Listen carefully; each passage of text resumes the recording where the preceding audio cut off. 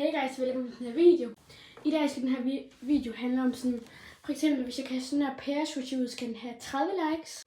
Sådan, så jeg kaster den ud af min altan, hvis den får de her likes. Men jeg tænker lige, at jeg vil finde de der sushis, jeg vil kaste ud, sådan, hvis de får de her likes. Og så kommer jeg egentlig bare tilbage. Altså jeg håber, I kan forstå det. 10 likes, og jeg kaster den her mini Nido ud. 15 likes, og jeg kaster den her Nido Cool Kittens familie ud. 20 likes, og jeg kaster den her virkelig sjove blå squishy ud.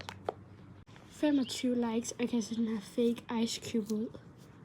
35 likes, og jeg kaster den her appelsin og banan Nido ud.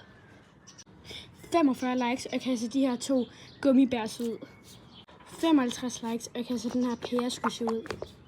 65 likes, og jeg kaster den her sådan store Nido ud. Sådan, ja, den er godt lidt banana, men ja. 75 likes, og jeg kaster den her butter ud. 85 likes, og jeg kaster den her cheese ud. Den er mega god.